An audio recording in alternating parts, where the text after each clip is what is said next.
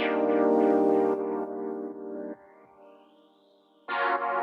ora and welcome to another episode of the Niggly Niche Cast. It's your boy, the South Auckland Doosra, the Pavtai Panther, here with the Wobbly Wildcard, and today we are going to be talking a lot of New Zealand cricket matters, conveniently revolving around this group of the squad of 100 Blackcaps to face England and India. So we'll go deep into New Zealand cricket matters stemming from that squad. Obviously, Plunket Shield is all finished, and the only Kiwi cricket from this summer that is still happening is the Rose Bowl, New Zealand Women versus Australia, although Australia have already wrapped up that series 2-0, so expect the White Ferns to win the third game, as they tend to do. Early in the week, we record the Niche Cage variety show, so check that out as well. That's a bit more hard and fast, bit more smorgasbord buffet style wrap-up of Kiwi sports. And if you enjoy what the Niche Cage is doing and want to support the Niche Cage in service of Aotearoa sport and Aotearoa excellence, jump on the Patreon. The Patreon's the best way to support us straight up the guts. We do a podcast for our patrons every week as well. Of course, we are always writing about Kiwi sports at theniche-cage.com, and every Monday and Friday we send out our email that you can sign up to via Substack and get all the Niche Cage content straight into your email, as well as bits and bobs from myself and the Wobbly Wildcard. There's only one place to start us off here, Wildcard. Can you please deliver a compost bin of mindfulness to set the tone for today's episode?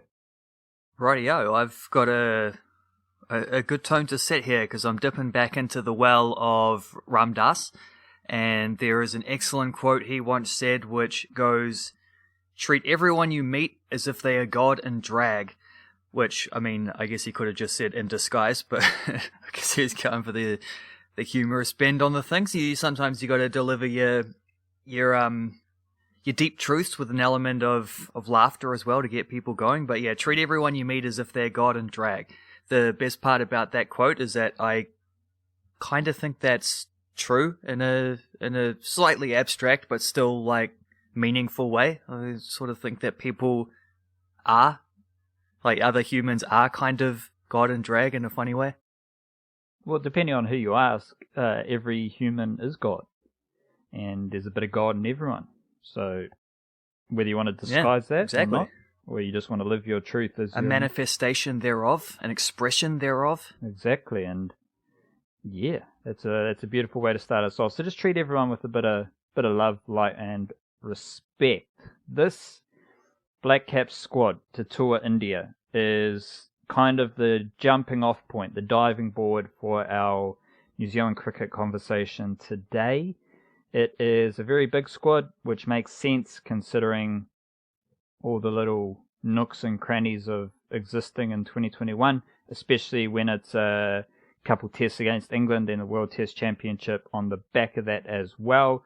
All the usual suspects are there, as well as you got Devon Conway's in there, Doug Bracewell, Jacob Duffy, Colin de Grandhomme, Ajaz Patel, Rachin Ravindra, Will Young's still there. Everything else is still pretty stock standard. We did spin a little yarn about this in the variety show earlier in the week, but Ajaz Patel has taken that second spinner spot. This may be an idea to cover in the coming weeks, just taking a deeper dive into the New Zealand spin situation, just kind of updating that. But it is Ajaz Patel who earns selection in this squad. Also, Rachin Ravindra's there, so he can bowl a bit of spin in the nets as well, because he's highly unlikely to play. What is your just vibe and takeaway from the squad, generally speaking, Wildcard? Yeah, there's not a huge amount of talking points, as you say. Like, it's largely the expected folks, and I did scribble down a list the other day after we had done the variety show podcast, because I was just thinking about that like how that might look. How many players would you fill out with the obvious candidates? And I think I got through to about like 17 or 18, depending on injuries and such. Colin de Grandhomme is one of those who's supposed, like, he's still got to pass a fitness test. I think there's one or two others. Ross Taylor is one who's been in and out with injuries recently. He's still got to prove his fitness, although I think it's only de Grandhomme who would actually be in with a chance of failing a fitness test like that. Having said that, another guy who I had penciled in as someone I thought would be picked is Lockie Ferguson. He was not considered because of, I guess they're just maintaining his workload, being as he's come, like, even in the 2020 series, they were pretty careful with him on his comeback there. So I guess even though this series isn't for a little while, it's still, hefty test match schedules and whatnot. I understand that. And it also creates room for Doug Bracewell, which is pretty cool because he's had an excellent summer, but not like in multiple formats as well. Like, he's just been playing good cricket full stop. This isn't like a Finn Allen situation where Finn Allen was incredible in the 2020 stuff and didn't really do anything else apart from that. I didn't have Rachin Ravindra in there and I didn't have Ajaz Patel in there, but I'm not surprised they pick Ajaz Patel because, I mean, arguably it's not even about, say, Patel versus Sodhi, who was probably the best spinner in the Plunket Shield over the course of the season. It's maybe not so much about Patel versus Sodhi because Patel was the number one. Like, maybe it's Santner versus Sodhi for the second spot, and Santner was the guy who was called up when Patel was injured. Played, one test, I think? Did take the winning wicket in that test that he played, so that was nice. We don't tend to need to operate with spinners in home conditions, and that is, well, England's isn't mirror image New Zealand conditions. It's quite different, but it is the closest probably to that, and so there is still a good chance we'll go into game, even the Test Championship final is a good chance we'll go into that without a frontline spinner. Therefore, you're not going to pick a third one or anything like that. So there's a few little wrinkles to it. I think by far the most interesting one, though, is Rachin Ravindra.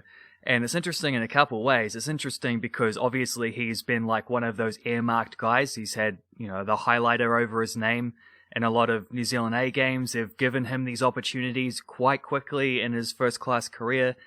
Sometimes maybe on potential rather than on, like, deliverance on that potential. If you want to, and then I think maybe this selection is similar, but as you say, unlikely to play. So I was surprised that he was picked over Glenn Phillips. I'll say that. I think both of them offer very similar skill sets in terms of not in terms of how they play, but in terms of like where they would fit into a Blackcaps team. Ravindra does cover opening the batting, which Phillips doesn't really, although he could. He's done, his open game. I think he was opening for Auckland this last round, wasn't he, of the Plunket Shield? So that's possible. They both also bowl part-time spin. I think what was weird about Ravindra is, well, I don't think his stats back up a Blackcap selection at this point. So I think this is another extension of the being like picked on potential kind of thing. But you've got a 20-man squad. This is a rare opportunity to do something like that. So I don't hate it.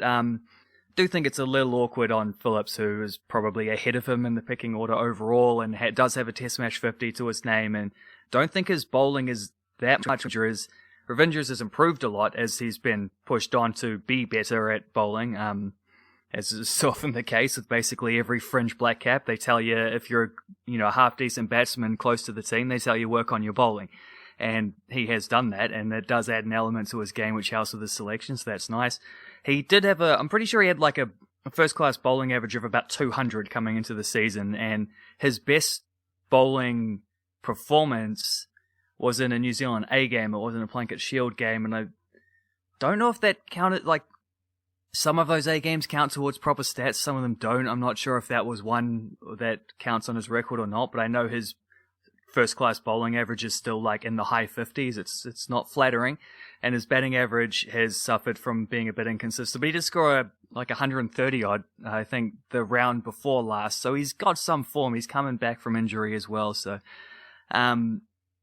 it's a curious selection, but and it's not one I would have made either. I would sooner have seen would sooner, as I say, have sent Glenn Phillips in there. Glenn Phillips is a better top order thing, and you've already got Will Young and Tom Blundell, who admittedly aren't proper openers, but have both opened recently in Test for New Zealand, so they do cover that opening area. This is me assuming, by the way, that Conway will be opening with Latham in these games as the first choice.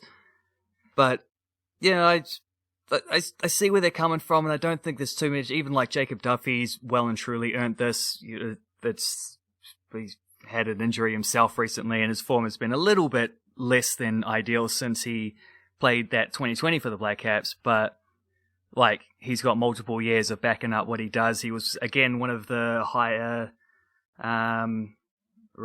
fifth top wicket taker in the Plunket Shield this season. 22 wickets at 22s. More than decent. I don't see any dramas with that, especially considering Ferguson only missed out really through injury.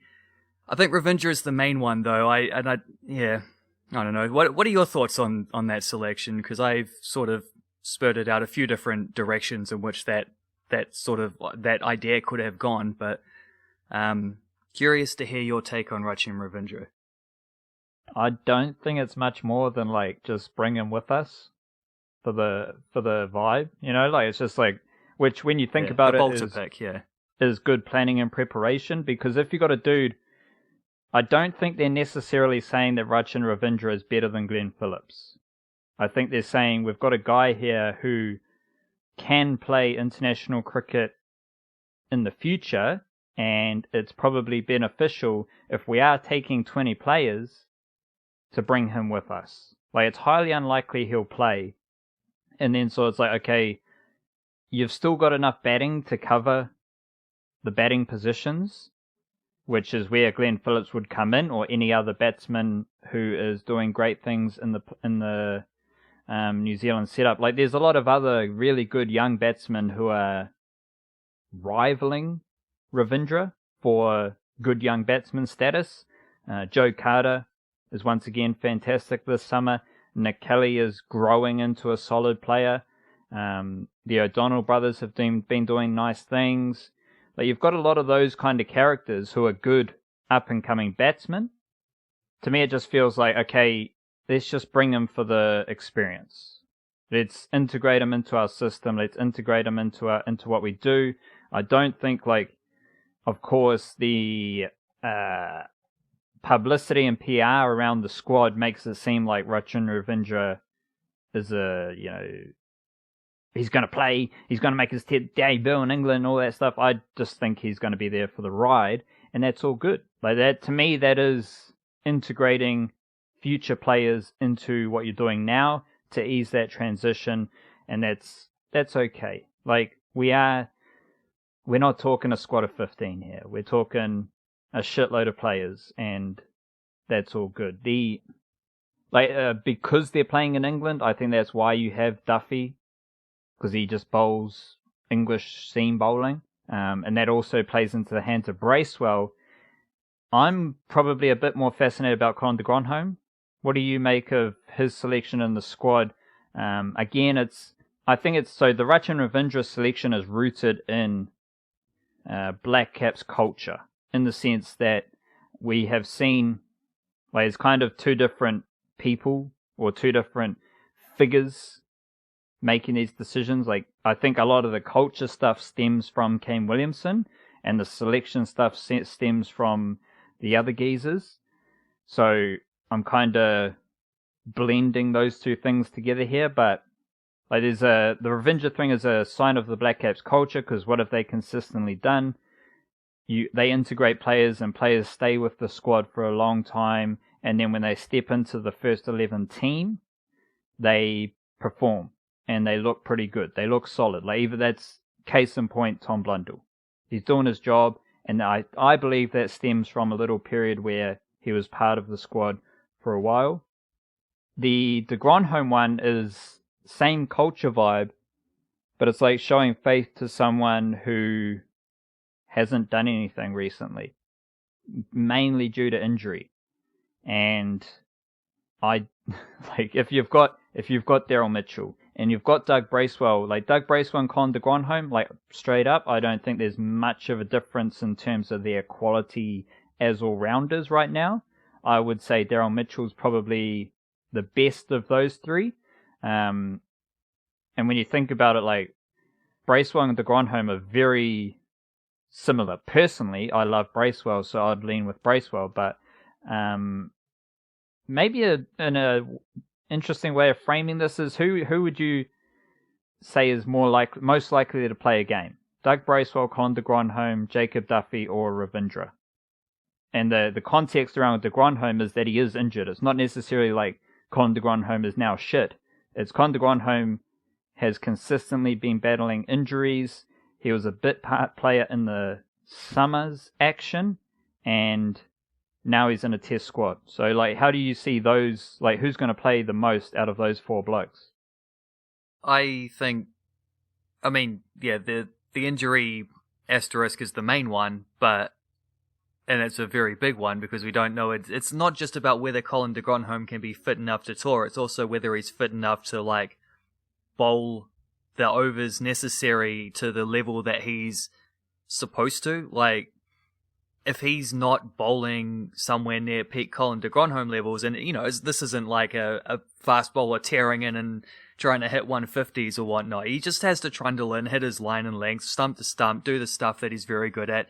He nip the ball around just ever so slightly off the seam and just hold up an end as the, like, fifth bowler, because we're pretty likely to also, you're not dropping Kyle Jamieson at this point, are you? So it's likely to be a four-pronged pace attack. That does maybe threaten de Grandhomme a bit if you therefore then want to pick, like, a bit of spinning variation and to bat at number 7 or something. But if de Grandhomme is fit, like, presuming the de Grandhomme that we get is the version of de Grandhomme that we got before he got injured, not just the most recent ankle surgery, but, like, he's had a couple injuries throughout the summer. So before the summer, the pre-lockdown Colin de Grandhomme, then for sure he's going to be playing the most. He would probably play all 3 of those games if he's at that level.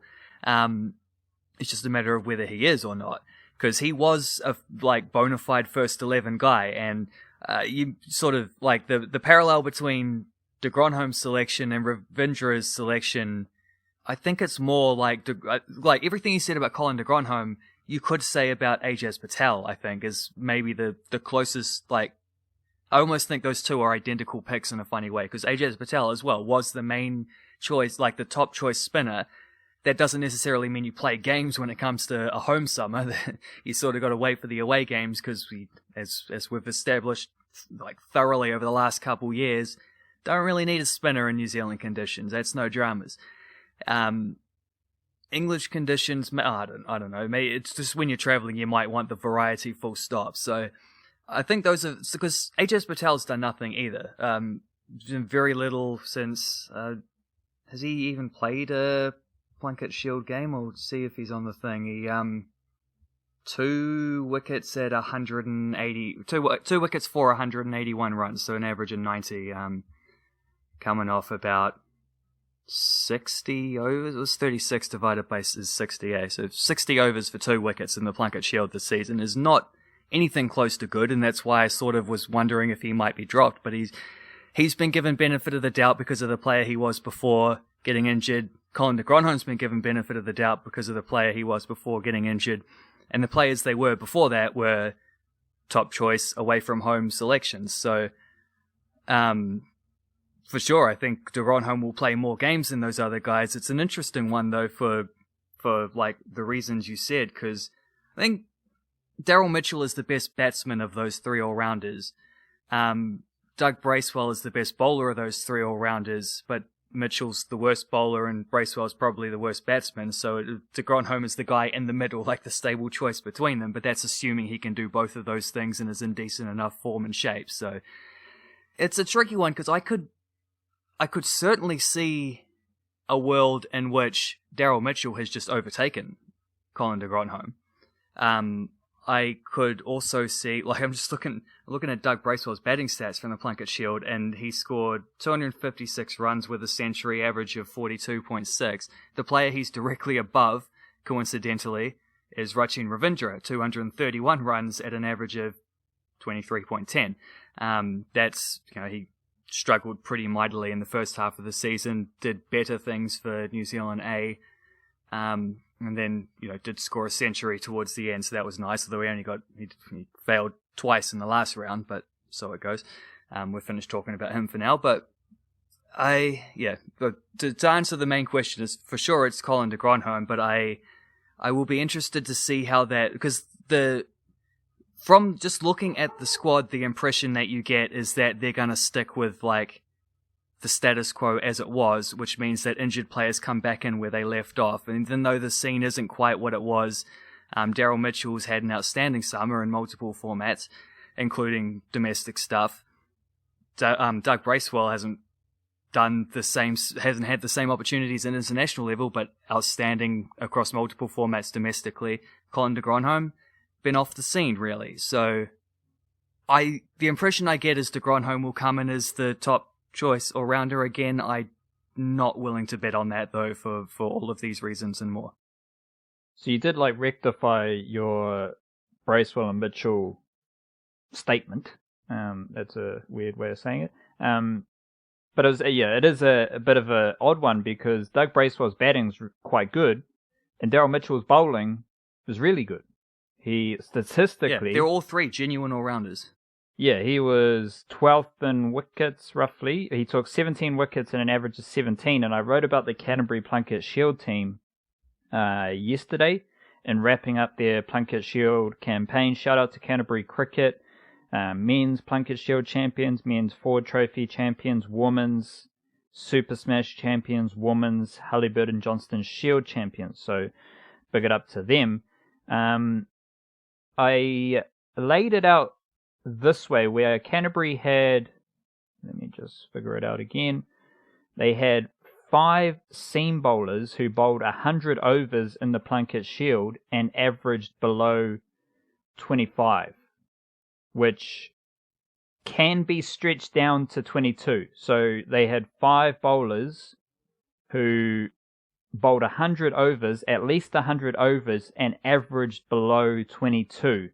3 of them averaged below 20.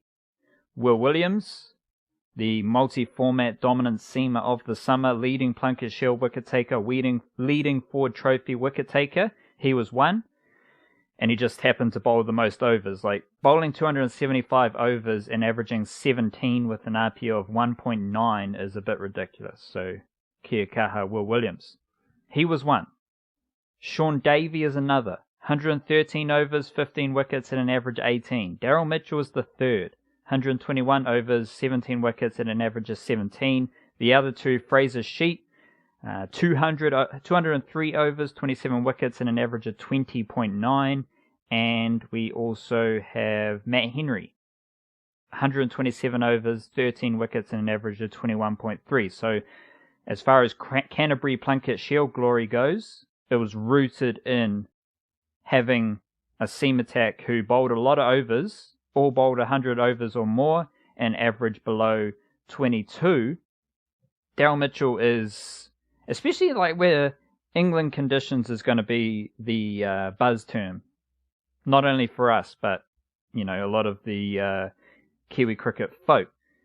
English conditions. There's something about what Daryl Mitchell does that feels suited to English conditions. He's that nibbly seamer. He's the most similar to Nathan Astor we've got. He's a bit more lively, but he's got that just lay it up, stump to stump, hit the seam, bit of swing, and keep it tight.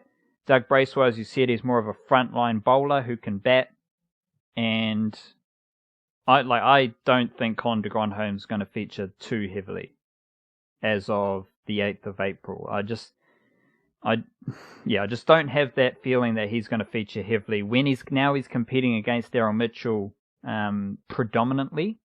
And the other bloke we need to mention in this regard, wildcard, is Kyle Jamieson, who is off to the IPL. He's at the IPL now. I'm just kind of perusing some IPL YouTube channels, and the RCB YouTube channel doesn't have a specific Kyle Jamieson video just yet, but they do have a specific Glenn Maxwell video, like Glenn Maxwell's first training type of stuff, and Kyle Jamison's in the background shaking hands with everyone and giving them a big haere mai.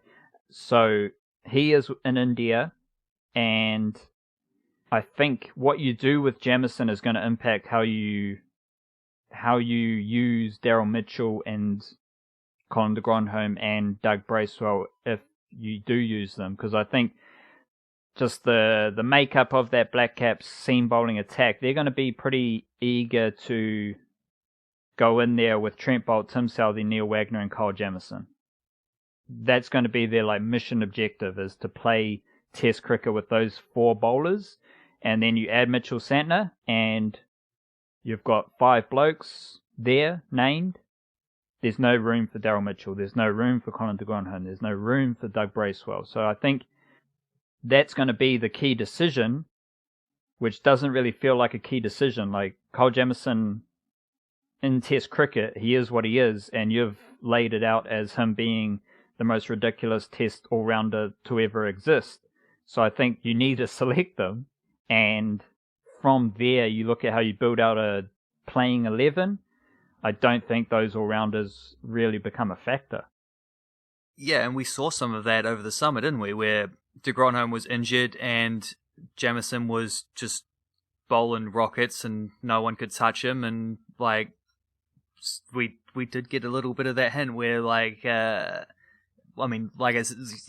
played 1 game, took a couple of wickets, did okay, it was fine. It's a spinner in New Zealand conditions, so you can't expect too much.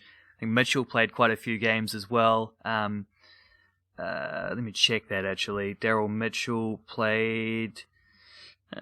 he must be here somewhere. 3 of the 4 Test matches. Averaged 76.5 with the bat, 153 runs. Took 1 wicket. It's for 41 runs. So he played 3 of the 4 Test matches in de Grandhomme's absence. He didn't really play as an all-rounder. He played as a batter who could, like a middle-order batter who could bowl a little bit.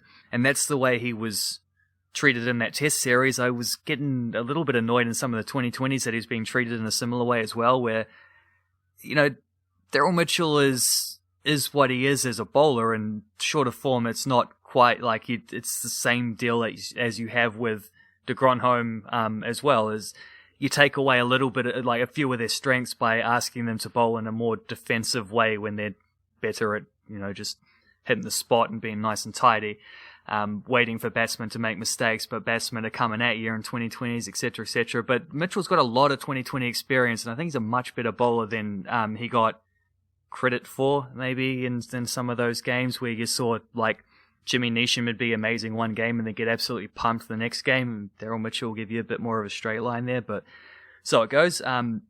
That's well, I'll sort of frame it this way, because I think Gary Stead said something along the lines of they wanted to have cover for every position. So the squad is kind of interesting to look at from that perspective, from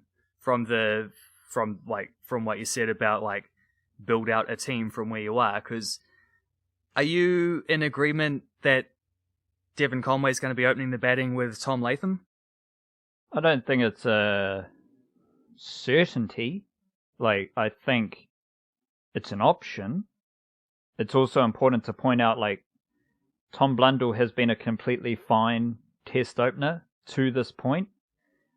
So given everything we've said about Blackcaps culture, it goes against what they have shown us, and specifically, like, personally speaking, the insights I've gained from that Blackcaps culture. It goes against that to, like, for lack of a nicer term, like, kick Blundell to the curb.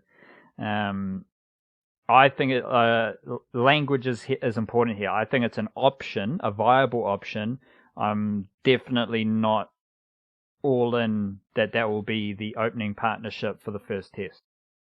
Yeah, I can't go all in, I suppose, but I'm going to say I think it's more likely than not. The trickiness of that is that there's a high chance that Kane Williamson isn't available for the first Test match, in which case you probably just have Blundell batting as an opener again and Conway will come in at 3 or something like that. So maybe you get a little like head-to-head there in the first test, maybe second, probably not the second test, they should be back by then, where that decision is just kicked down the road slightly and you have a little head-to-head to see who's going to get it, which would be a little bit funky. But either way, like, Blundell isn't going to start ahead of BJ Watling unless BJ Watling is injured. So so we can say at least Latham and Blundell / Conway, because if Conway is an opening in a full-strength team, I don't think he gets in ahead of... Because, I mean, if he's not going to nudge out Tom Blundell for Tom Blundell having done perfectly well, like, yeah, I remember going through some stats of Tom Latham's for a piece and looking at, like, there's a decent case to be made that Tom Blundell was the best opening partner that Tom Latham has had over a, like, extended period of time in test matches. And maybe Conway would be better. And, like, everything Conway's done so far has shown he's a fish to water when it comes to international... Yeah, I still think he'll... I'm putting my chips on the table, but I'm not going to go all in. I'll keep a few back in the hand just in case I go bust on this one. But I think Conway will probably open. But even if he doesn't, like, we can pencil in the team with that Gary Stead cover for every position idea and say Blundell is covering potential opening batting. Rachin Ravindra is a depth option for opening batting. Blundell's also your backup wicketkeeper, so there's that. Will Young can open the batting as well if needed. So there's your cover for that. You're going to get the pretty well established trio of Williamson, Taylor, Nichols in the middle. Don't think anyone's arguing with that either.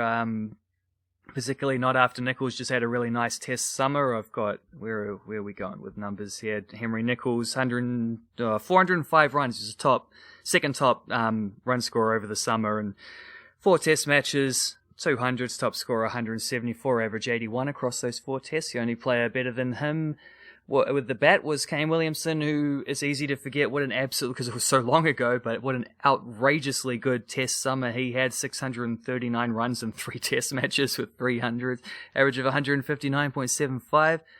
That's astounding. Who else have you got here that would cover?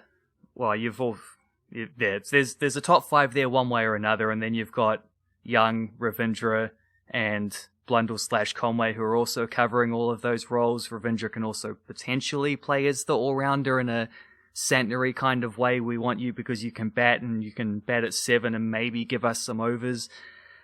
That's not out of the question. BJ Watling at 6, and then that's where you come into that all-rounder spot, which would be Santner / de Grandhomme / Mitchell / Bracewell / Jamieson. Jamieson also, if he's not there, he'll be at 8 or 9. And Southey Bolt Wagner pick themselves with,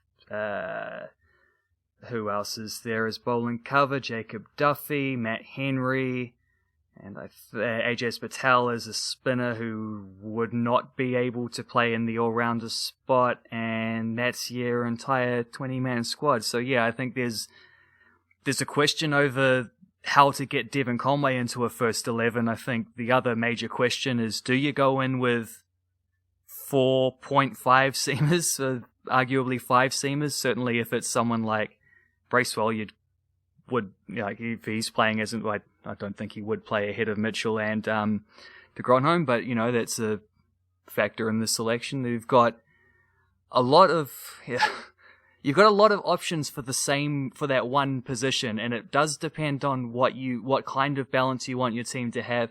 It also makes me wonder if maybe some of the selections are leaning in a different way, and Mitchell is also cover as a top 6 batsman, or Bracewell's mostly only been picked as a bowler, and the fact he's also a very handy batsman and career best batting form that over this last summer is just a handy bonus, in the same way that I suppose Kyle Jamieson's batting is a handy bonus because his bowling has just been off the charts at test level. So that, yeah, it's trying to think of it from that logic of like the Jose Mourinho idea of I want a 22-man squad with every player having one immediate deputy, first choice and then backup. The cricketing version of that, and they've got a 20-man squad, so a couple of people covering a couple different spots. But yeah, from that perspective, this does make me wonder about some of the balancing things, whether I'm making assumptions in the wrong direction on some of these things. But yeah, that number 7 role is by far the most, I won't say confusing, because it's not like it's a confusion. It's just interesting. It's just interesting to see what direction they go in, and what direction they go in will say a lot about how they plan on winning a Test championship final. And that alludes to a wider idea where we have a lot of these players are experiencing their first Blackcaps cricket overseas. So it's also time to see who's better than who. Like, who's going to stand up in a Test series in England, and leading into the World Test Championship final, like, all these dudes, as you've laid out, like, everything is pretty even across the board, apart from some obvious, like, depth selections. So it's just now, like, who's actually the dude? Who actually is a certified international cricketer out of this, like, emerging crop that is present? I don't, it's more just a coincidence that I'm moving into Will Young right now. I don't necessarily think he's the dude, but I do find it interesting, wildcard, that Will Young's the only dude from New Zealand who is signed on to play county cricket. So he is playing with Durham. I don't know if the logistics have worked out for him because county cricket starts like overnight tonight maybe. And Will Young, he didn't play the last Plunket Shield game, so he might be there with Durham already. Otherwise, he'll logically make an appearance in the next game. But he's the only Kiwi listed to play county championship cricket. There are a lot of Kiwis playing T20 cricket in England, so Jimmy Neesham's going to play for Essex, Finn Allen is going to play for Lancashire, and then you have Lockie Ferguson playing for Yorkshire. So they'll be in England after their IPL duties, which is interesting to think about as well, because the IPL will finish, and then I'm not sure exactly when the England T20 competition starts, but one would assume that those players like a Lockie Ferguson, Finn Allen's realistically not going to be in the mix, but he could be like a shadow player who just like links up with the Blackcaps every so often in England. But Lockie Ferguson and Jimmy Neesham specifically, I assume they'll go straight from IPL to England to prepare for the England T20 competition, and they're not named in the squad, but if a player's required, they're already there. So it's like you've got a squad of 20, but with the dudes playing T20 cricket in England, the squad kind of becomes a squad of 22, 23, because they're already in England, and the whole point of naming a squad of 20 for this tour of England is so you don't have to fly players across from New Zealand. So if you've got Lockie Ferguson and Jimmy Neesham already in England, then your squad just becomes 22-ish, even though they aren't officially in the squad. Maybe what Will Young does for Durham might have an effect here. It's not going to be something that casual Kiwi cricket fans are going to be aware of. I'm going to follow the county championship. I don't know if I'm going to do the Kiwi county tour this year, just because, I mean, Will Young's the only bloke. Jeetan Patel's retired, and there's just no one else there. And sometimes there are some late call-ups, late signings, so I'll keep an eye on that. It'll be all in the emails. It'll be all over our Twitter. So I will keep tabs on it, just as I'm going to keep tabs on some IPL action. But I just don't think there's enough there for a full Kiwi County tour. But it's a good opportunity for Will Young to play in England for a decent team. Durham are on the rise. They had a few low years, and now they've come up and are doing some good things there. So he might score a lot of runs in county cricket, which, given that it's in England, it might have an impact on how the team looks, because I believe during the home summer, Will Young did open a little bit. It was more circumstance with no BJ Watling, so Tom Blundell drops down the order. Will Young is the opener. but he was kind of the latest batsman to be put in that plug-and-play position of opener. Like, you're the next best batsman, we need an opener, you're an opener type of situation. So my point here is I just wouldn't discount Will Young's standing, because he's the only dude who's going to have a chance to perform in county cricket, which for him is an absolute luxury compared to those other dudes, like a Tom Blundell, like a Devon Conway, Rachin Ravindra. Like, all those batsmen, obviously Kane Williamson's going to be in the IPL, Latham and Nichols are certified, Ross Taylor's certified, BJ Watling's certified. So Will Young has some sort of platform to put his best foot forward early in England ahead of some of those other batsmen. Yeah, I've actually been reading up a little bit over the last 24 hours on the county championship because of a couple of reasons. One was I wanted to see which New Zealanders were involved, and yeah, Will Young is the only one playing in the long form stuff. But I read the thing I read said that he is signed for the first 3 games of that tournament, so that presumably adds up to exactly what you were just saying. It explains why he wasn't there in the last Plunket Shield round, and presumably is already over there getting ready for that. And it's an interesting, like, they've changed the format this year with the county championship. Instead of the first division, second division sort of thing, they've got 3, I don't know if you call them conferences or what, just like it's 3 groups of 6 where everyone plays everyone twice. It's sort of seeded so that it's an even spread of talent. Well, not talent, but the seedings are based on the last couple seasons of performances. So the best teams aren't all in one group. It's spread out, and then you play everyone twice, so that's 10 games, and then you come back, and then the top 2 from each group go into another group where they play another, like, 5 games or whatever.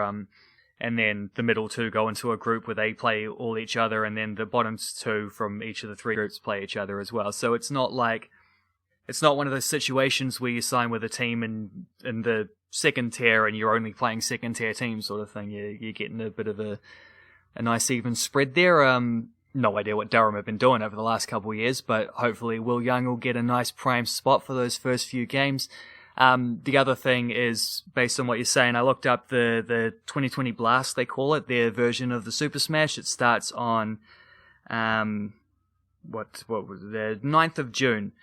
So, for reference, the first test against England begins on the 2nd of June. So anyone who is over there for 2020 stuff is going to be in that country by the time the second test begins, and you're not going to need cover for the first test, most likely. I think by that point you can just tack someone onto the injury squad if de Grandhomme fails his fitness test or something like that.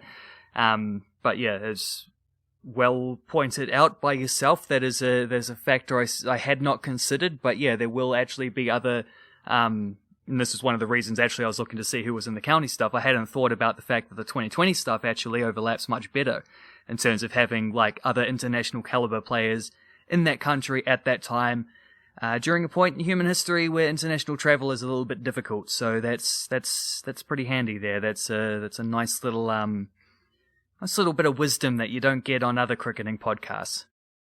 While we're here, the Kiwis in the IPL, I'll just run through this list. So Chennai have Mitchell Santner. And remember, this is at a time when it's Test cricket or T20 cricket internationally. We've got the Test Championship and we've got a T20 World Cup phase. So I'm not saying watch the IPL or care about the IPL, but it's going to be interesting to reflect on what happened in the IPL. And of course, everything around the T20 Blast as well, just because we're in this T20 phase. So Mitchell Santner's in the Chennai squad. Mumbai Indians have Trent Boult and Adam Milne. Kolkata Knight Riders have Lockie Ferguson and Tim Seifert. Tim Seifert, forgotten man of Kiwi cricket right now. Royal Challengers Bangalore, Finn Allen and Kyle Jamieson. Delhi Capitals don't have anyone from New Zealand, I don't believe. Sunrisers Hyderabad, they have Kane Williamson, one and only. Rajasthan Royals, I don't think they have anyone.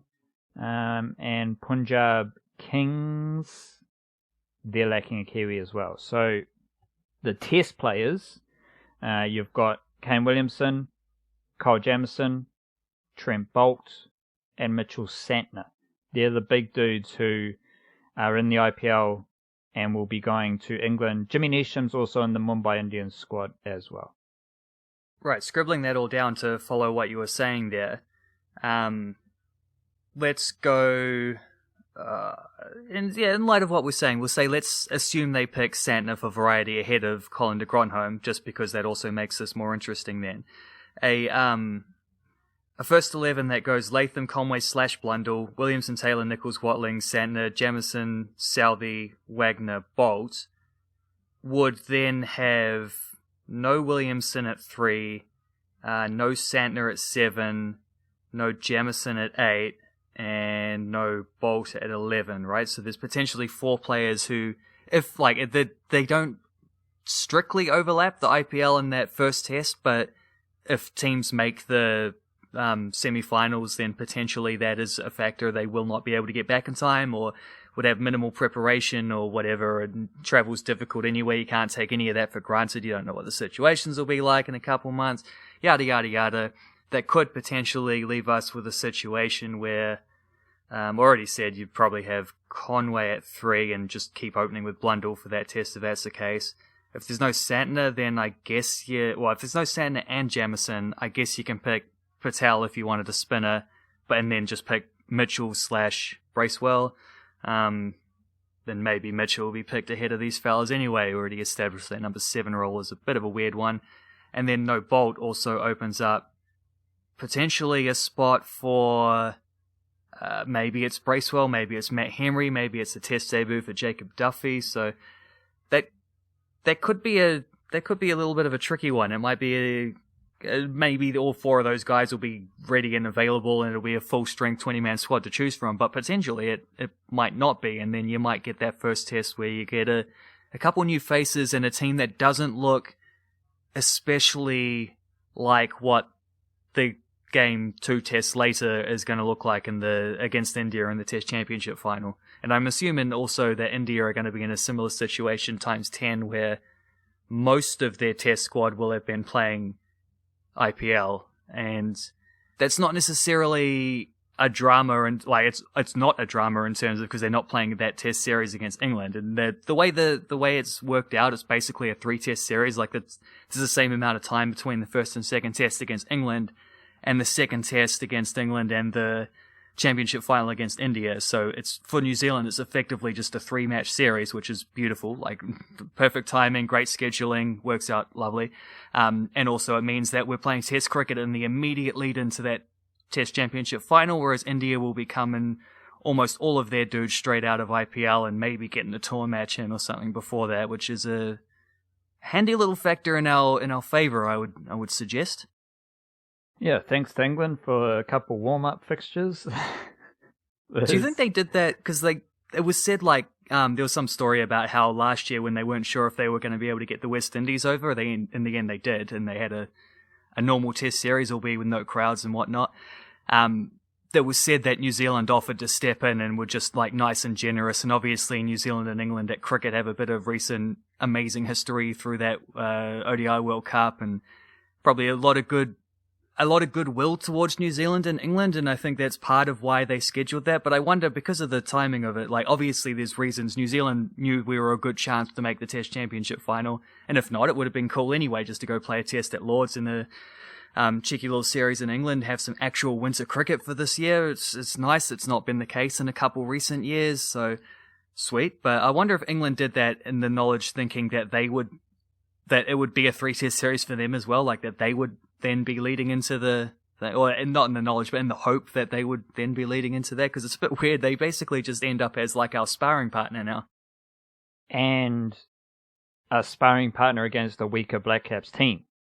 So if you're, back to this World Cup, a lot of, all the in the NRL, there's all this talk about like the great divide between clubs and how the competition's like how it's just historically the gap between clubs is bigger than it's ever been. A lot of that is coming from the media, the broadcasting media, who invest a lot of money for a competitive, entertaining product. So if you're England and you've scheduled a 2-test series against New Zealand, you're scheduling that on a certain basis that the best New Zealand team is coming. And New Zealand are, in a roundabout way, the hottest cricketing property in the world. So you're signing this deal for a 2-test series. Yeah, it's going to be great. We're going to have the Blackcaps here, and it's going to be 2 tests of just great test cricket. And then we've got the World Test Championship final. Not sure how those dates crossed over of when shit was signed and how that all came together, but as you said, it just came together how it came together. But if you're England, you're thinking, okay, we're getting a certain Blackcaps team for 2 tests on our home soil. That is, considering who New Zealand are in the cricketing landscape, that's going to be some big test cricket. The reality might be that you get a B team. Like, you just might get a Blackcaps B team to play England in test cricket. And I wonder, that's going to be an interesting thing. Like, England won't care. Like, they're still going to sell tickets. They're still going to, hold that thought.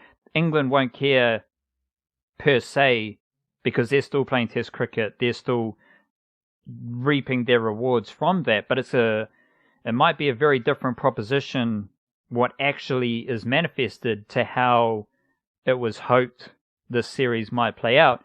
And on top of that, there's another curveball here, which is just, we're kind of talking as if everything goes perfectly well. The IPL might not go well for certain characters, whether that is form, whether that is injury, whether that is India or England having COVID situations and travel delays and travel niggle and all that shit. The main culprit here will be IPL injuries. So if, this is a really fascinating period of cricket, purely because of cricket. It's the IPL, it's T20 cricket, then you're going to England to play Test cricket. These are the 2 countries. India is cricket, and cricket comes from England. It's just a pretty fascinating cricket experience. It also highlights, some interesting political dynamics that I think could be put to the fore if certain events play out. If there's just injuries ravage the Blackcaps, or there's certain COVID situations, this might become a cricketing political matter, and everything that we're kind of looking at through a perfect lens leading up to the World Test Championship final, there's a lot of water to go under that bridge. And maybe it's just we're here in New Zealand. The Blackcaps have been playing cricket in front of fans the whole summer. Everything's been pretty amazing. The Blackcaps are dominating. It kind of feels as though everyone is looking, us included, we're looking at it through that lens of the cricketing summer literally was perfect in every regard. Winning games, big crowds, good performances, new players, great players, everything, it was perfect. The whole summer was perfect. You had few injuries, but you had enough injuries to keep a refreshed group coming through. Everything was just perfect. Now we're moving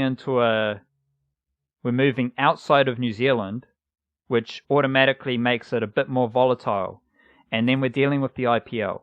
Then we're dealing with going from the IPL to England. We're dealing with all these different factors that it's just, it's going to be bloody interesting to see how these next couple of months unfold. 3-4 months maybe.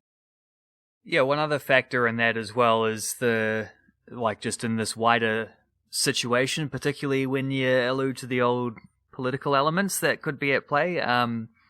The Test Championship final was supposed to be played at Lord's, and the first test against England is at Lord's. So it was going to be that we're going to play a game at Lord's, a game at, can't remember where the second one is, somewhere else, and then come back to Lord's again for the next one. But they've changed that as of a couple months ago, not recently, but they've changed that to where the Test Championship final instead will be held at Southampton. And there was some chat at first about like how maybe like conspiracy-minded thinking, tinfoil hat stuff about how Southampton spins more than Lords, and this is India getting the more favourable conditions or whatever. First of all, I don't like if they wanted the more favourable conditions, there are better spinning grounds in England that they could have gone to. So I don't think that's really part of the situation. And even if it is, I don't think it really matters. It's not like they're going to be playing on a dust bowl either way. So no dramas. I think New Zealand's frontline seamers are still going to enjoy this series a lot more than, say, Ravi Ashwin and whoever, the Jadeja, or if it's old mate Chahal or whoever it is. I was just looking at the press release thingy about that to see if there was, because I was just wondering why that was the case, though, because I don't think I ever actually looked up and saw why they changed it, and there was just some quote in there about, like, Southampton is the world's first, if I can find this again, biosecure, the world's first fully biosecure cricket venue, which makes it sound like they're playing on a moon base or something like that. But I think that's just more like to ensure that there are absolutely no dramas. I'm assuming this is one of them grounds where you got like the hotel on scene kind of thing, and players don't have to travel or interact with the outside world in any way. You'll have a nice little like isolated world in which to play this very important test match, and I assume that's what the deal is. Like they're playing at the ground, which is least likely to have any kind of like COVID interference. But whether that's whether that's a factor in terms of conditions or not, I just don't feel like that'll matter too much. But it is a little bit like it does take away that one advantage that New Zealand would have had of having played on a Lord's pitch in Lord's conditions, with Lord's being, as people know, like there's the slope and all that. Like there are uniquenesses to playing at Lord's, and New Zealand would have had a very first-hand experience of that just before, like a week and a half before, 2 weeks before, or whatever. It does take away that little bit of advantage, but yeah, I suppose you gotta go with the logic and say, yeah, it's better to take away that small advantage for a better possibility of this game not being interrupted by a global pandemic. That's probably fair enough. One last little weird wrinkle here is that England play New Zealand, then New Zealand play India in England, and then India play 5 tests in England. So I'm just like, what's going to be because from a New Zealand perspective, we're just like, okay, go to England, 2 tests, 1 World Test Championship final. That's the fucking moment. That's the climax of everything we've been working towards in Test cricket for the last few years. If you're England and India, you're looking at it like, okay, we've got a 5 test series coming up. Like, if you're India, you're like, okay, yeah, cool, New Zealand, thanks for the World Test Championship final, thanks for that warm-up game, now we've got 5 tests against England. And if you're England, you're just like, okay, the Kiwis are here, it's cool. Oh, they're trying to steal our party with the World Test Championship final. Yeah, New Zealand, fuck off, let's go India. Like, it's a very strange scheduling dynamic where you've got New Zealand playing 2 tests, then a World Test Championship final in England, and England are then going to host India, who New Zealand play in the World Test Championship final for 5 tests. Oh, so it's weird. It's weird, it's fascinating, it's intriguing, all at the same time. I had no idea about that. That's news to me, but yeah, I'm looking it up. There's a month and a half though, and not necessarily, because it's obviously 5 days of the Test Championship thing. But that 18th of June that one starts, so that should finish on the 22nd. The first test, England versus India, is on the 4th of August. So there's like probably 5 weeks in between. I don't know if there's other stuff scheduled or if India are just going to have to go there for 1 test, fly back, stay at home for a couple of weeks, fly back over to England and do it all again for 5 tests this time. It's a funky one, and hopefully that's a situation in both cases as well, where like, because basically the only teams that ever get to play 5 test series are it's almost just England. Like England against Australia, obviously, in the Ashes, and then every now and again, England versus India. No one else gets to play 5 Test series, but it's worth so much money when those teams do, with viewership numbers and everything, that they get to have that luxury. And hopefully that's a situation where New Zealand are over there playing a couple tests against England, a test against India with a massive trophy on the line. Hopefully a situation where both teams have their eye on the ball a little further down the line, maybe looking past that just a little bit. England certainly will be to some extent. Like if they're going to be trying some depth options, resting, rotating a little bit, then that is the series they would do it for rather than the India series.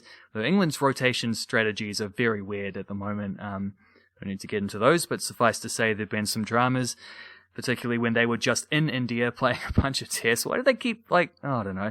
The other aspect is that New Zealand played England in the 2-game series. Daryl Mitchell made his test debut in one of those games right at the start of the Test Championship, and it was a series that had already been scheduled, so it didn't count towards championship points.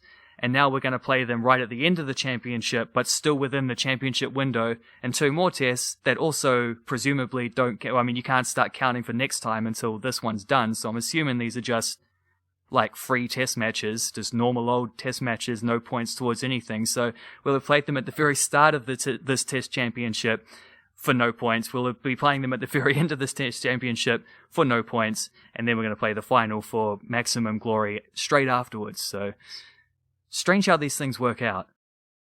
Strange indeed. We're not here to try and understand the world of cricket. We're just here in service of New Zealand sport, and in this instance, New Zealand cricket. So that will wrap us up here. We'll be back early next week with another episode of The Variety Show. Kia kaha. Stay beautiful. Cha-cha.